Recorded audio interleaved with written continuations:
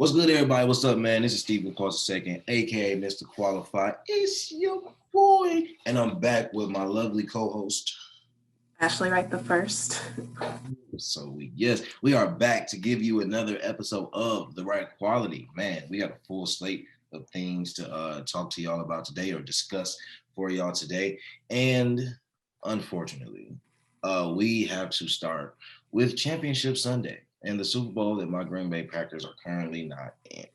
Yeah. So, back to Championship Sunday. Let's just start. This is going in order. Let's start with Packers and Bucks. First off, what a game! It was a great game, regardless. I don't know. I don't really have a rant. I don't have a rant. I feel like everybody saw what happened. I hope Kevin King is dismissed from the team. I hope that he has to find a new home. I really do. I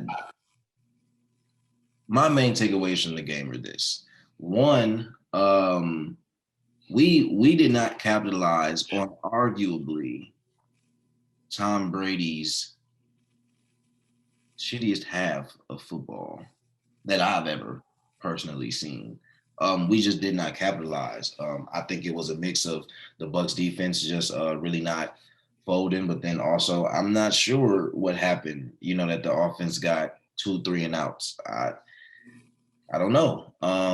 And I'm not sure what happened there. And then the last drive, I don't understand why you don't go for it on 4th and 8. I don't understand what at that point you have to lose by going for it. You don't have to score again anyway. And you have a top 5 quarterback in the league. You take your shot. It's not like you're not confident in his arm or his ability. And they were actually in a rhythm, more of a rhythm at that time than they had been really for most of that half. So I don't know. It was just a lot. It was a lot of factors that we didn't capitalize on, and a lot of things that could have worked in our favor that we just didn't do. We didn't make it happen. I think that's what made it such a tough loss as a fan, was that they virtually gave us that game in so many ways, and we just fumbled the bag on it. So it's tough, especially considering Rodgers is 37.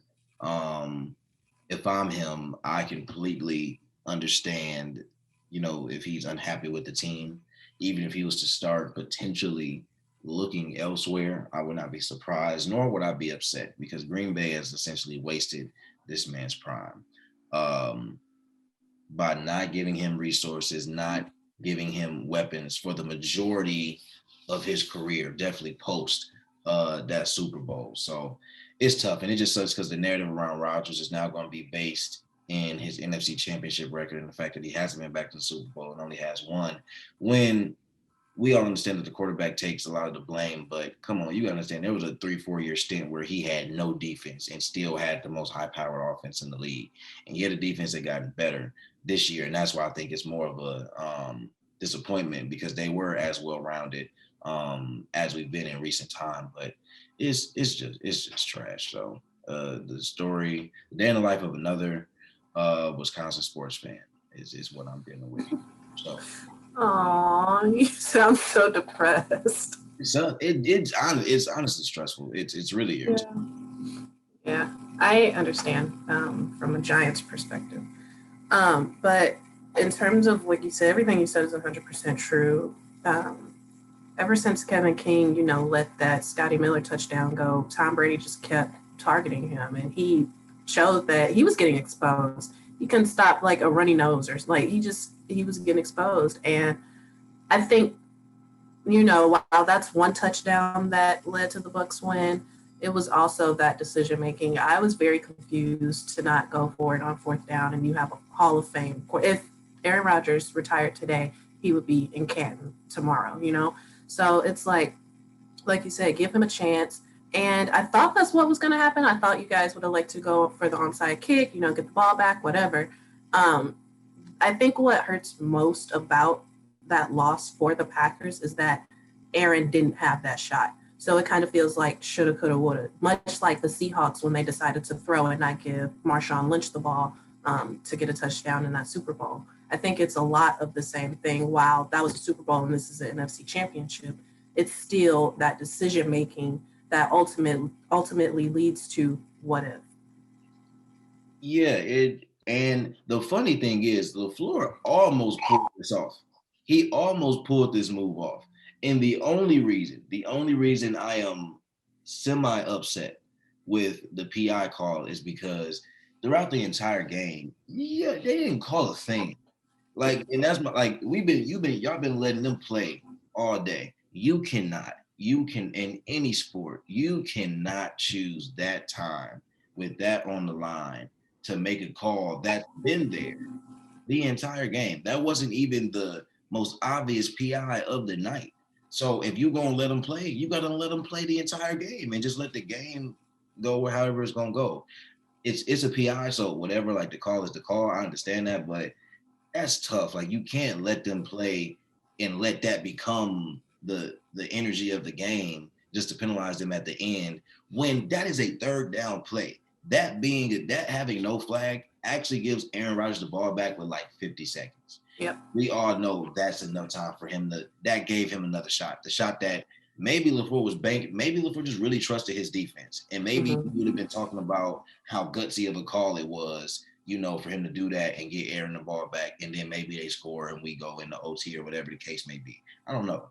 But like you said, it's a lot of shoulda, coulda, wouldas because it's just a lot of decisions over time. And, even going back to it, when they were down 14-7, the Packers, that one drive where they went down and they were in rhythm and they went to Devontae 3 times and couldn't get him in the end zone, they have to score that. If they score that, I don't know if that Bucks possession turns into them getting that touchdown. And even if it does, you're down a touchdown as opposed to 11 points. And the margin of victory was only 5. There were so many missed opportunities, the 2-point conversion miss. So Yeah. it was just, it was a lot that it came down to. And the Packers are the only team I'll be on edge for in football. And I literally did not sit down that entire second half. It stressful, but let me not talk about Brady though. While Brady did have a pretty horrible second half, he's still Brady. He's still the GOAT for these reasons, in the sense that he can play horrible like that, but still somehow find a way to lead that team to victory and show up when he needs to. So let me not make it seem like this is like, Brady did nothing. Also, people that are saying like Brady outplayed Rodgers, honestly feel like only your Aaron Rodgers haters or your Tom Brady, like, I keep it PG, lovers. I ain't gonna say the word I want to say. But I feel like only those Sexuals. yeah, the Tom sexuals. So but I feel like they're the only ones that are looking at this like, oh, Brady outplayed Rodgers or Rodgers choked. I said, choked? I said, what? I said, where's the logic in even considering that to be what happened? Like, he didn't choke. Could he have made better decisions in a few situations? Sure. But choked? The man threw for like 346. He completed like 69% of his passes. How's it a choke? How? I don't get it. I don't understand it. But yeah, any thoughts on the Buck side of things? Yeah, like you said, Tom Brady, I wouldn't say this was his best championship game. This is his first NFC game, but like you said, he is the GOAT. Like, he took a 7-9 team to the Super Bowl, and while they added a lot more pieces along with Tom Brady this season, it's still him at the helm as the quarterback of that team and him making the completions and the necessary plays to get them to that place. I think that he has also solidified his place as the GOAT. And even with the half that he had, it still resulted in a W and a Super Bowl appearance. Now, I'm very excited to see how, the Bucks match up against the Kansas City defense. While I still don't think if Brady loses the Super Bowl, it does nothing to his legacy. His legacy is definitely solidified, like we said last episode. But definitely Tom Brady has definitely proven himself, especially taking this 7-9 team to the Super Bowl. For sure. Yeah, so speaking about Kansas City, we go to that game. That was the game I think we all thought that game was going to be for lack of a better way of putting it, more interesting than it was. It wasn't so much uninteresting, but the Bills just really didn't seem like a match for Casey at the end of the day. And I don't know if that's more of a testament to. I mean, I think it's more of a testament to the Chiefs. I think it's just more of a testament to just how stacked they are, which is really intriguing because the Bucks and the Chiefs are both stacked in ways that I don't think many teams in the NFL are. And I mean, most NFL teams' dream would probably be in stacked, in that capacity. But I think that kind of just sets up for an amazing Super Bowl. I mean, quickly to touch on the Bills, though. I mean, Josh Allen still had a great season. Stephon Diggs had a great season. I think the Bills are going to be a contender in the AFC for a while, as long as they keep that core together. So I don't want to kind of knock them by just saying like, the Chiefs are the Chiefs. But I think the Chiefs right now are just they're a team that's indestructible. It seems like I don't know what you can throw at them, or if any team has the amount of firepower to match them in any capacity. So the Bills, as much as we thought they may give them a run in the game, it's just like they really didn't stand a chance. Yeah, I was excited for that matchup. I thought it was going to bring a lot more than it did. You got two young quarterbacks with some explosive offenses, but it just didn't turn out that way. The Chiefs' defense is just relentless. And I want to touch on this point. Mecole Hardman, young wide receiver for the Chiefs, muffled a punt in the beginning of the game. But when they got their next possession, Andy Reid gave Mecole Hardman this. He gave him a play that basically kind of boosted his confidence again. Mm-hmm. And I think it's stuff like that where, okay, we messed up, but I'm going to put you in a position to redeem yourself. I think it's stuff like that that makes the Chiefs as kind of as confident as they are, because it's like, okay, I mess up, but I still have an opportunity to redeem myself and do this again. And I like that. I think that honestly set the tone for that team as well. Like, a lot of players obviously were coming to him, but to give him the ball and put the ball in his hands, I think that means a lot more to him than his teammates saying it's okay, because obviously he was down on himself after doing that. And then it translates to the defense as well. Sorensen, Tyrann Mathieu. I think, honestly, Mathieu is the heart and soul of that defense as the safety. And the way that he was playing, he was just, man, putting his head down, making tackles, doing what he needs to do. And honestly, taking that momentum into the Super Bowl is going to make this a great, great game. Yeah, moving to the NBA. Ashley, it is time. I want to let you know we are officially starting a campaign. Okay. We will get flyers, we will get posters, we will get our team together. Free Bradley Beal. We need picket signs. From the shackles of Washington. Please. Yes. My God. This man is bro. This man is averaging like 35. Oh my goodness. Like, dude, he's averaging 35. And the Wizards are like 3-12. Man, like, bro. Like, what? You know what's worse about this? Russ is just arguing with every team and making nothing better. Like, Russ, y'all are not only is Bradley Beal literally carrying his team by yourself, because you have 163 points on 163 shots. So you're not having a great year at all. Another anecdote, Russell Westbrook is out of his prime. That's really sad to say, but I think it's official now that Westbrook is not in his prime anymore. Still an extremely solid player, but he's not prime Westbrook anymore. I think it's safe to say that, me personally. But yeah, we got to get Brad out of there, man. We got to get Brad. He got to pull a Harden. It's time. Because there's no reason that, I know he just won last year, but there's no reason. There's literally no reason to waste more time in Washington. It is very clear. Like, even y'all tanking at this point and go, like, y'all could go get a top 5 pick if y'all lucky. That ain't gonna change nothing in the franchise no time soon. Mm-hmm. Brad's been there long enough. It's time to get him out. My thing is, I do find it hilarious that Russell has the nerve to argue with these different superstars from other teams or whatever. Like, he was arguing with John Wall down by like 12, but whatever. On Brad Beal's side, even his wife is tweeting about like Wizards losses and the refs this, the refs that. Sis, we know you're not talking about the refs. You're mad at the Washington Wizards. But like with Brad, I don't know. He's just kind of been on this loyalty tip, kind of like Dame. You know what I mean? I Dame's situation is different though. At least, I mean, Dame has always had a CJ and CJ yeah. been consistent. And the Trailblazers have actually made attempts to build teams around Dame. Like you don't see the Trailblazers just wasting Dame's time. Like they are consistently, like whether it's trying to figure out what they're gonna do with Nurkic. Like when they didn't have Nurkic, they brought in Whiteside. You see them bring in Melo. You see them bring in these other players. They're trying to build a team. And I think for that, Dame has a reason to be loyal. Dame don't want another superstar. So it's not like he been asking for another, like a third, like to make a big three. And Portland hasn't provided that per se.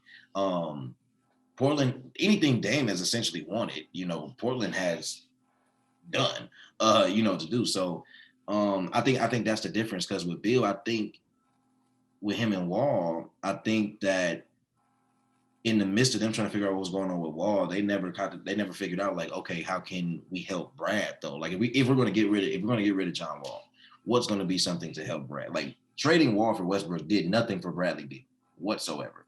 From their standpoint, they might have thought, this is an upgrade for Brad. And my thing is, I get what you're saying, how it's different between him, and Dame. But my point was, Dame he chose to resign with the Wizards. He didn't do that. You know what I mean? So you chose to stay in Washington. I feel like in some ways you don't get to mope about the situation there because you put the ink to the paper. They didn't force you to do that. This is true. So while I believe that he needs to be out of Washington immediately, it's still his decision to re-sign with Washington at the end of the day. With John Wall and knowing that there aren't any more superstars here. Yeah, I agree with that. The moping part, I hear that.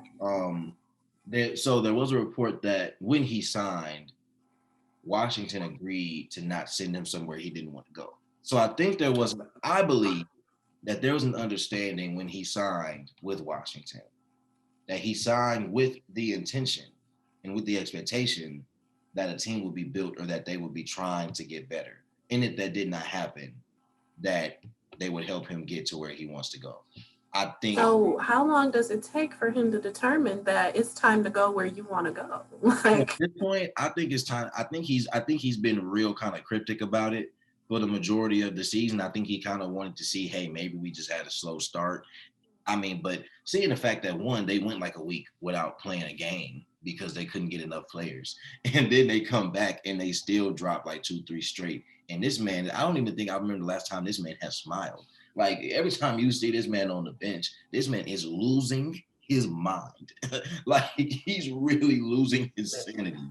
It's time for him to just be like, yo, like I ain't saying he got to go like the AD route or be straight up like I want out, but he needs to be talking to the front office like, yo, look, just this where I want to go or this what I'm trying to do. What can y'all do to get me here? Literally, whatever that conversation looks like, I've done all I can. This isn't working, and he deserves more. And I don't think Washington would be the organization like to hold him hostage. I truly feel like Washington just would convert to a rebuild. I mean, they might as well at this point. They'd already head in that direction. That sucks for us, and I don't know what they do with that. Honestly, if I was watching, I low-key would ship both of them if I could. I would too. I don't know who you're going to ship Russ to because I don't know where Russ fits now, really. But I think that's what Washington should do. They should trade both of them and then just rebuild, honestly. Just stack your picks. Yeah, honestly, just do what you got to do. It sucks, but hey, that and it sucks like that because they had Wall and Beal, and you thought that was going to be who you built around for a period of time, and it just doesn't work like that with some teams. So, but Brad Beal has to go. He's a talent that deserves to be actually competing for something meaningful, as opposed to just trying to score enough points to actually get an All-Star invite, which he doesn't get this year. It's ridiculous. But cue the book it's just ridiculous. Speaking of that, I want to we change the topics just a little bit. Kendrick Perkins released his Eastern All-Star lineup, whatever. No Brad Beal, but Kyrie Irving. Now, I don't mind Kyrie, but Kyrie did, I guess, kind of miss like 3 weeks due to something personal. And Brad, like you said, is averaging over 30 points per game. It's like, how you Hold come on. out? There's something I have to acknowledge. I just want to. There's something I have to acknowledge, please. I'm sorry. I have to No, acknowledge. you're good. Okay. Let's see here. Let's see here. Where? Okay. Cool. Kendrick Perkins averaged 5.4 points in his NBA career. He averaged 5.8 rebounds and 1 assist in 782 games. That is that's 16 years in the league. And his highest point per game average was 10.1. And that was when he was in Boston. They still had that team intact. Why is Kendrick Perkins talking about basketball? Here's my thing. Okay. I get it, right? You got a championship. I understand. Okay. But I think you had more Shaq in the Fool appearances than an actual meaningful basketball game. Here's what I'm saying. The fact that I see him on First Take way more often than knowledge, and just on sports shows in general. Like, what are you talking about? Like, I think people really be going for the names. Like, people just hear Kyrie, like, oh, Kyrie should be an all-star. I mean, obviously, skill-wise, like that's a given. But like you said, Kyrie didn't play for 3 weeks. And then so now you telling me Kyrie deserved it just as much as KD, and wow, James Harden's gonna be an Eastern All-Star. Wow. Yeah. Didn't think about that. Anyway, but like, wow, potentially Russell Westbrook could be too, even though I don't think he'll make it this year. But who knows? It's crazy. Yeah, KP, I don't really care what KP has to say. And the fact that he has Kyrie over Brad Beal in this season, just no. I'm sorry, I just had to look that up because I've always wondered like why he's asked his opinion. No, that was hilarious. I just wanted to know. Moving on from Bradley Beal though. So Philly. Is Philly for real? Because Philly's been a team for the last couple of years that's like, okay, like the pieces are there, like they look threatening at times, but nobody seems to really like fear them for real. Like Philly was kind of like the Denver of the East, basically. That's yeah. But I mean, Embiid is having an MVP candidate. Tobias has obviously stepped in his own. Mm-hmm. I mean, outside the fact that Ben still don't want to pull up for more than 15 feet. Still big minutes. Still very much putting up quality numbers. And they have a lot of shooters around them. A lot. On top of they're deep. Like Dwight is your backup center. You can never really go wrong there. So like there's not a huge drop off, especially defensively, with Dwight there. So is Philly for real? How you feel about them this year? I like Philly. It's hard to determine if they're for real because I feel like they've done things at this point of the season that they're doing now, but then get to the playoffs and kind of, take a step back. Yeah.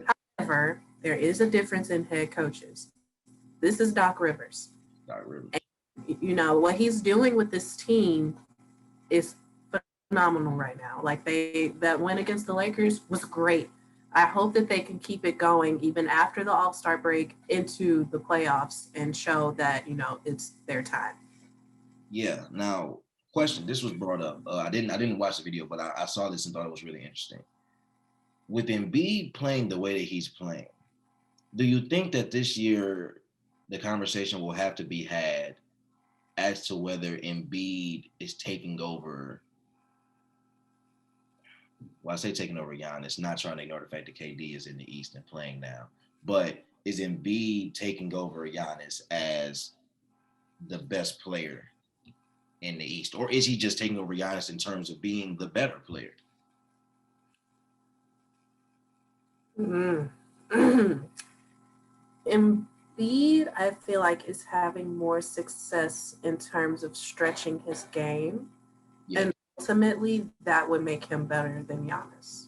I think Giannis can do more, you know, with the ball handling and all that stuff. But Embiid, I think, and I'm about to say this, is a tad bit more dominant. And if he can stretch his game like he's been doing, he will end up better than Giannis. That's how I feel. At the end of the day, I am unbiased. I am just a sports guy, so I 100% agree with you. Embiid's game has always been versatile and has definitely been more versatile than Giannis's game. And the dominance piece, I think for the past 2 years, Giannis has obviously been dominant. But the problem is, I think what both of them will have to prove is that neither of their regular season output translates to the playoffs, really. Right. You saw Embiid kind of do it last year. He didn't really have nobody. He was putting up crazy numbers, even though they got swept by Boston. But Embiid has the potential to dominate a game on every level. Like I love Exactly. I love the Exactly. matchup of Embiid versus Davis because they're virtually the same player. And mind you, might I add, like Anthony Davis looks small next to Joel Embiid. I thought the same thing. I thought the same thing. Really, like I know my TV a little big and like, good God, I said Embiid got like a solid inch or two on Mhm. AD, and definitely I'm pretty sure weighs maybe like 30 more. It'd be like 280. So Yeah. like don't make no sense. But with that being said, it like if Embiid continues to play the way he's playing, like there's not a player that can stop Mhm. like so and but I think there are players that can stop Giannis because not even that Giannis is still one dimensional. Giannis just hasn't continued to widen his array of how we can attack you. And that's not even just talking about the shooting, because like for somebody like Giannis, you're not going to see a turnaround in shooting in a year or two. This is going to be Right. something where maybe in 3 years, and people might say like that's too long, that's too long. It just no, he can work on it all he wants, and he is. You can see he's more comfortable, but that's not going to become a rhythm thing. That's not going to become something he is like that's in his like bag for some time. Like Brian didn't have a post-up game for years. Like it took time, and he had been working on it for a time before he really got comfortable with it. So it's just one of those things that happen. It just sucks because if Giannis if Giannis's mid-range was like if you could count on him hitting a mid-range shot 75% of the time, you don't guard that at that point, because that's another level. And now if you have to guard that, it makes everything else that he already is capable of doing much easier. So Yep. I think that'll be really interesting to see. Also, I'm very interested to see how the top four of the East shakes up. Not to say the bottom will be irrelevant, but this seesaw match, I think that's going to take place between Philly, Brooklyn, and Milwaukee. I think Boston might be in the mix, but I really think it's going to end up being the seesaw between them three. I think it'll be really interesting because obviously one of them is going to have to see each other before the conference finals. I'm hoping in some way, form, or fashion that it's like us in Boston and Brooklyn and Philly. Yeah. Just like Milwaukee's chances versus Boston. More than either of those teams in a 4-game series, honestly. I mean, it'll be a good series either way, but I like our chances to get Boston. But speaking of Brooklyn, we talked about it last episode, but lost back-to-back games to the Cavs. Ever since then, have won 4 straight. Now, mind you, these games have still been they've still been relatively tight, still been Mhm. extremely high scoring, so they ain't playing no Mhm. defense. But 1-4 straight. They are now third in the East, if I'm not mistaken. If I'm not mistaken, third in the East. I think I checked last night. and they were literally like 6th or 7th like a week ago. So is this Brooklyn figuring it out, or have they just hit a stretch where they're getting wins because these teams can't outscore them? I think it's a mixture of both. I think they're figuring it out, and this isn't a knock to the teams that they've been playing, but they're figuring it out against the teams that they've been playing. Like, you get what I'm saying? Yeah. They played the Heat, OKC, and a couple other, rinky-dink teams, where they are expected to win. But like I said, they're figuring it out while playing these teams, and these are still professional teams, so these wins mean a lot. Obviously, with them being able to jump up into the top three of the Eastern Conference, obviously they need more work on their defense. There's no reason OKC should be scoring over 100 points on this team. It's just it shouldn't be happening. Shouldn't be happening at all. But the fact that Brooklyn themselves dropped 150 on OKC, that says a lot too. So we know that they can score. It's just defensively they have to get it together.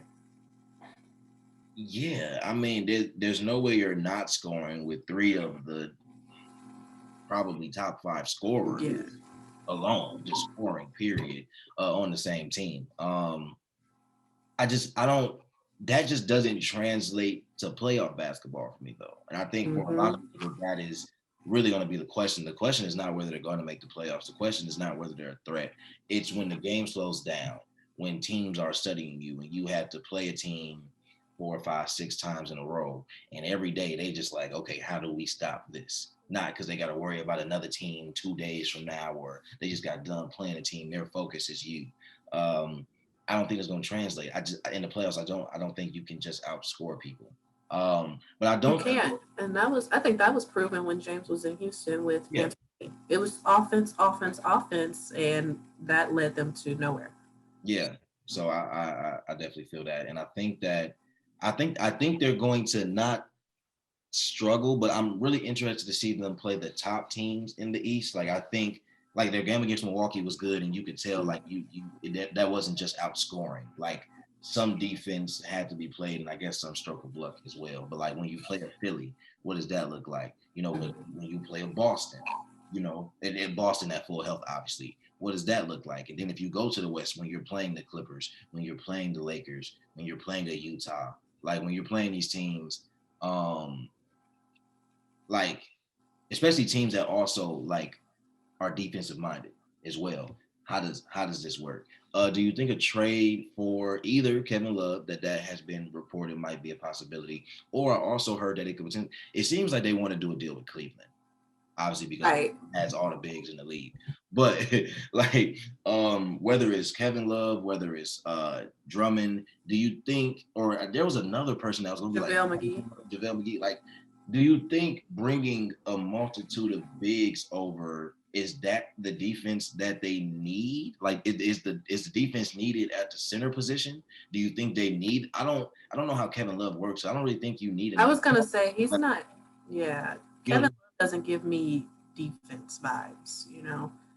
I think. Sorry, I think the more compelling trade would be for Drummond.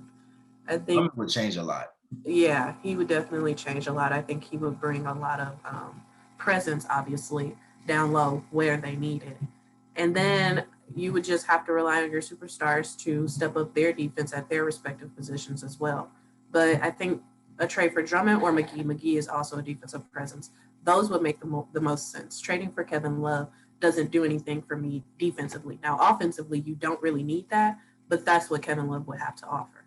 Right. I guess if you just want to have a stretch 4 or 5 just for the hell of it, then Mm. sure. But I honestly I think Drummond, even over McGee. McGee would be great, and McGee could either be your starter or your backup. But I think what you get with Drummond, along with the team currently constructed, if you're not giving up anybody major, but that's the thing in a trade. Also, who are y'all giving up now? Because y'all still like y'all don't need to lose any more pieces. That's Right. And that's the thing, too. It's like McGee, you wouldn't be giving up as much as you would be giving up for Drummond. Drummond is both sides of the ball. yeah, McGee is just defensive side of the ball. You know what I mean? And while McGee can score, he has to score off lobs. right. Thing is, it wouldn't hurt to have McGee because you don't need any more offense. You know, Yeah, and like I said, he can score off that pick and roll and a lob. Kyrie loves to do that. James loves to do that. So hurt going for McGee, I feel like. But McGee wouldn't be able to stack up against Joel Embiid if you meet him in the Eastern Conference Finals. McGee he's not guarding Giannis Antetokounmpo unless you want to stick Durant on Giannis. But then who's guarding Brook Lopez? So it's tough. That's why I said Drummond would be ideal because Drummond is like, I look at it, Drummond is DJ on steroids. So yeah. Which is not a bad thing. Like, because DJ with the Clippers like was a perfect fit for that. Yeah. And I see Drummond as being the LA Clipper type of DJ for this team. Especially when you look at somebody like, if you just want Drummond to catch lobs, he could. But if you need to throw it down to Drummond and let your superstars rest, you could. But I think they would have to give up too much to make that happen, unless the Cavs is just throwing players at teams for whatever reason.